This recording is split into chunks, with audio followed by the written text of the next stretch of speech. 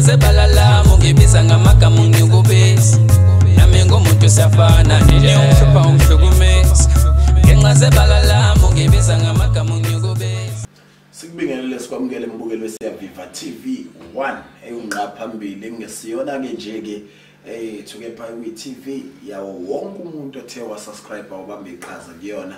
Hleze siqhuqhumezela abantu ukuthi besukume beyithathe bebheke lapho khona bayofike besizakale khona isikakhulukazi ebunyangeni obuhamba phambili. Siyaviva TV ukube sinamandla ngabe kwathina siyalapha kodwa ngoba silaphi sithi nanoma ngabe yipi inkulumo esuka isesigodlweni phakathi kwaDokotela neSiyaviva TV 1 iyona inkulumo esithi thina asinakusho nangelilodwa ilanga ukuthi sasiyingxenye noma siyayiqonda kepha into esoyiqhilanisa nayo kodwa kwenzeka la njengamanje ikona ke sokuthatha sikunikeze kona ngamanye amazwi siyasihlangula kuna noma ngabe yipi into wena lapho ngasekhaya oyithatha uyiguqula uyenza isici uyibhekise kuDokotela naye ayithatha iguqula yenza isici eyibhekise kuwena uma nje ke yayingenzeki la ngaphakathi endlini zikamabona kude. Sibonga ithuba ukuthi niyasilalela niyasilandela niyasibukela futhi niyathokoza kakhulu. Asiqale ngendaba enkulu namhlanje siphethe uDokotela uchwepheshe uDokotela uMasondo.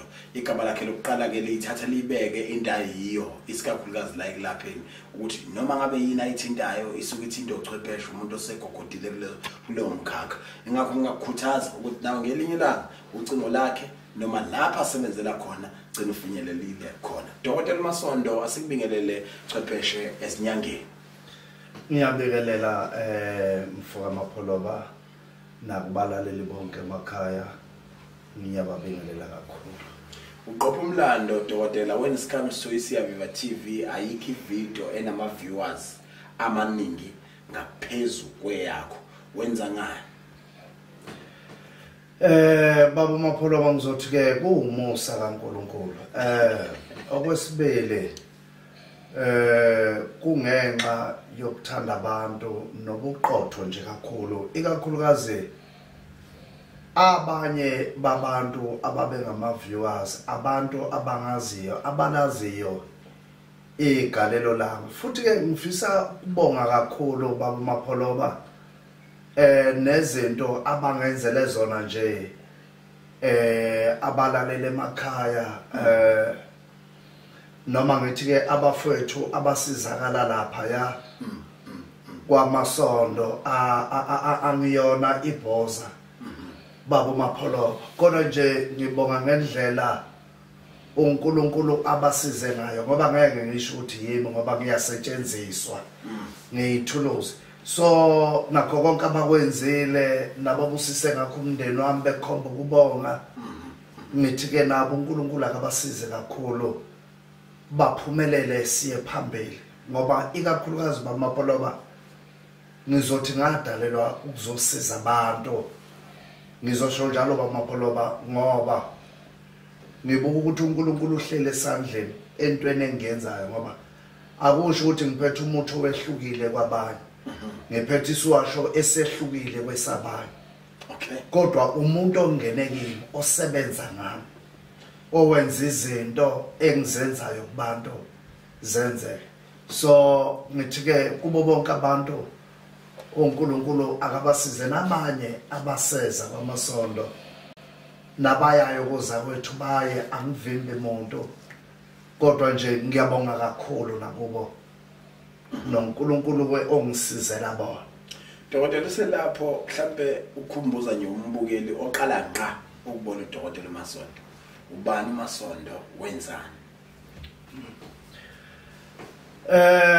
Balaleli ke mina nguDokotela uMasondo ungumalaphi wendabuko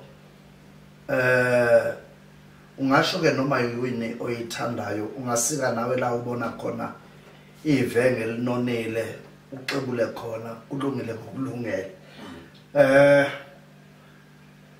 ngokuzalwa neindabuko yaseNquthu ngokukhula ke komsebenzi nakho konke kusangachitheka ngaze ngafika njoba ngela uDokotela kabanye bamazi ngoDokotela uchwepheshe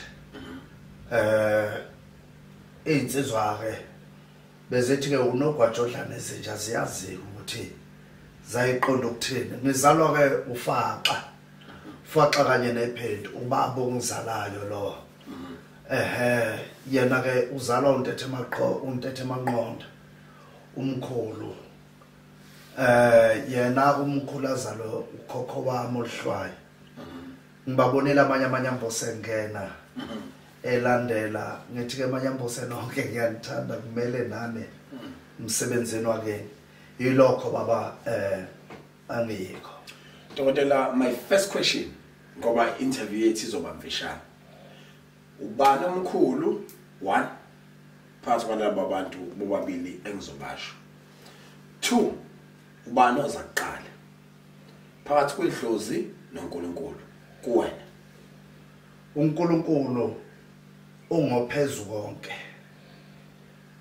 uye ekuqaleni konke kwavela ngaye uye futhi osekugcineni so konke kwavela okuthi neDlozi uqobo olivele ngaye ngoba iDlozi abantu bakithi asebalala elithelo nezwi leBhayibheli angithandi bazalwane ningabe nolwazi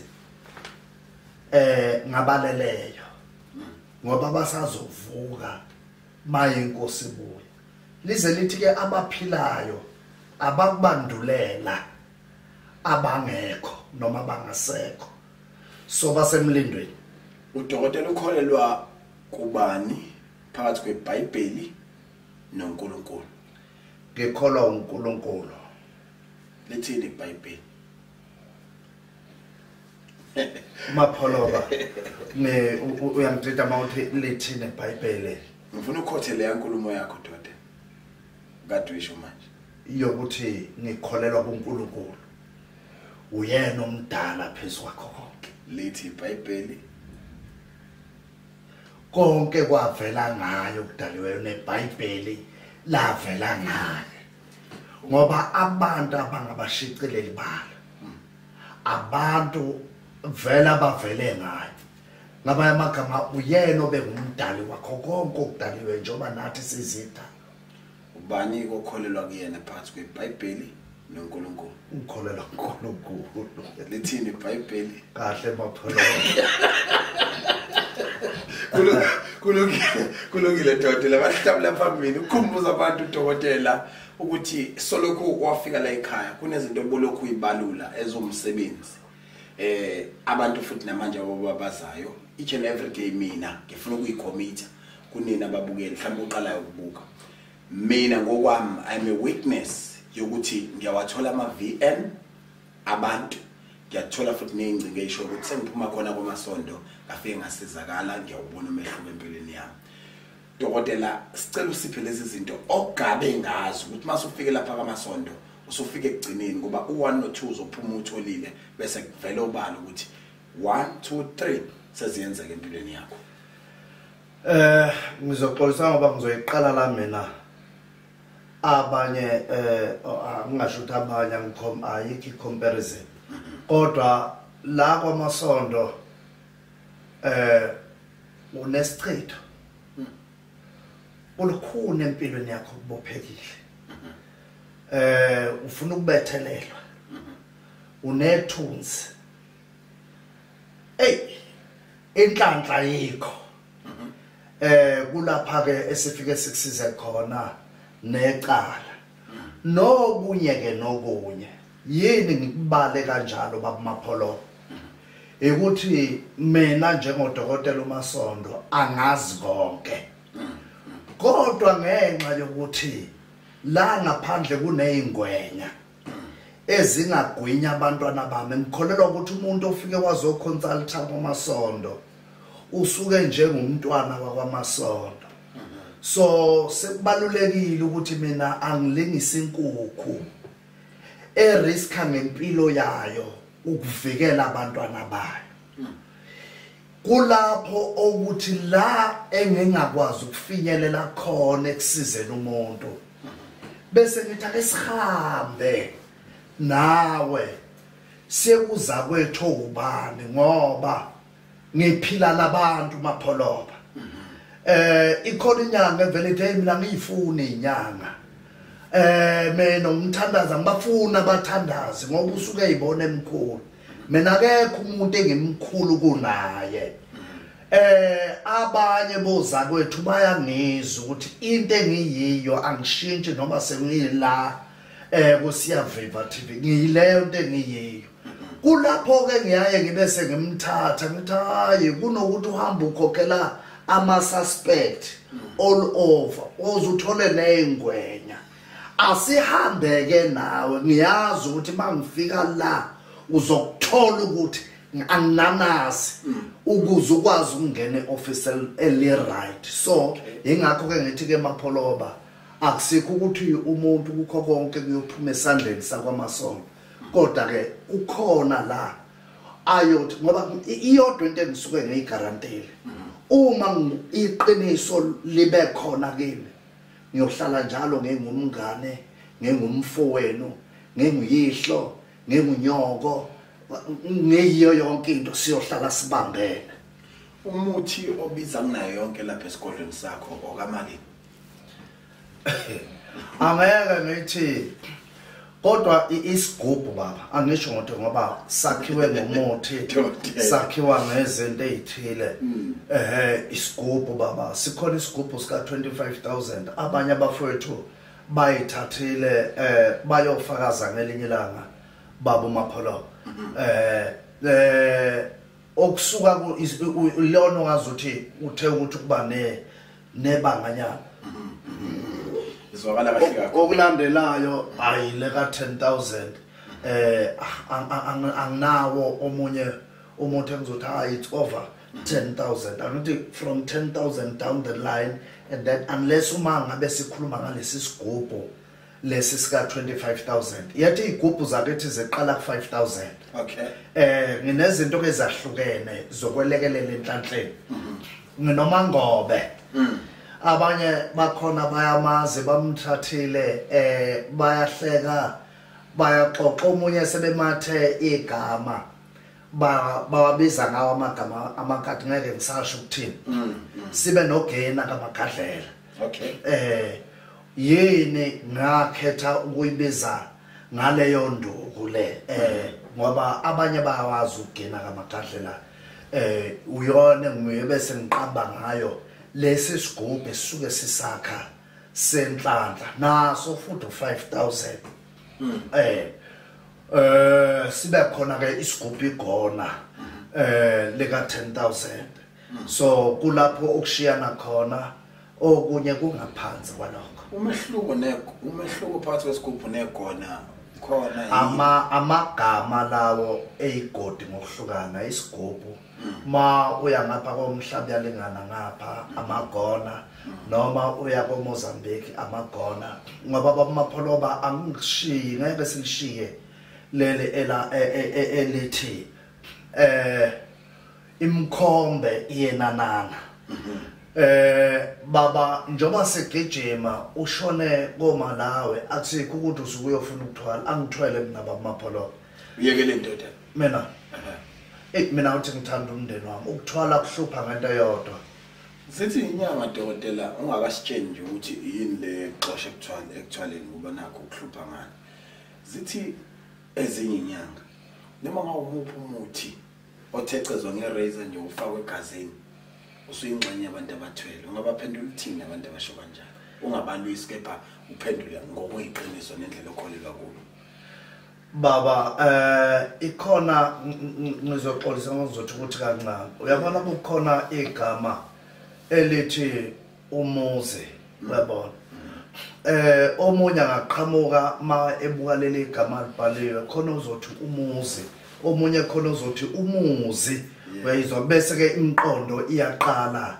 iyehluka ngakho ke naye lo hayi uma usucabile nje kwakhona inhlanga engenayo nawe usuthwele uyabona lokho nguthatha ngufanise nokuthi hayi umuzi uyayizwa sekwehlukile umqondo kodwa ubhala kubhalwe ngokufana ngakho ke kuya kuye umuntu ukuthi yena ngokwakhe maye eseyisekela leyo nto uzoyisekela ayinikeze ziphi impendulo ezingaphansi kwalokho kodwa mina nje ngisingame angithwele futhi angihambisane nokuthwala ngisho ke ngakimi hayi kwabakwenzayo angisho ukuthi ba wrong ba right kubo yebo baba.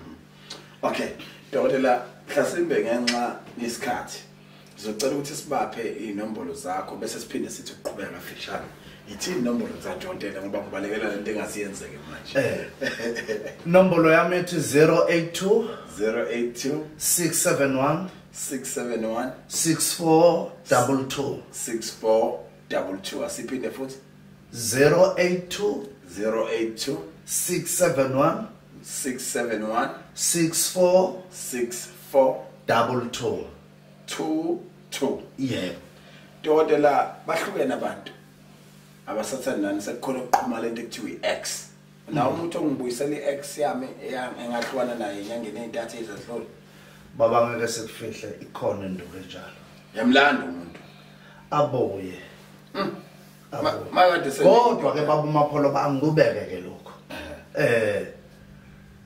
ngizokhuluma iqiniso kwaMapholo ba ngingambandazi ngoba sengisemoyeni kodwa abanye bayazi abafikile kwamasonto ngoba ngiyabuza mawala before ngenze lokho ngoba kuyisono kuNkulunkulu nesedlozi asedlozini lakithi ukukwenza lokho kanjani ukuthi umuntu abuyisele ingane yabantu azoyibhonya useless kwayena impilo imile uyabona ukuthi naloya wesifazana ufuna ukubuyiselwa indoda yakhe kodwa kwaleyo ndoda ulandele inkomo uyilandelela ubisi layo kodwa uma kufanele ukuthi ayondle abe right kuyo ubhembulukane nje ngakho ke angikwazi ukusiza abantu abanjalo kodwa ngisuke ngisiza umuntu osuke ethi ngakha umusi nalo athi baba ngakhise nakho kuyonakala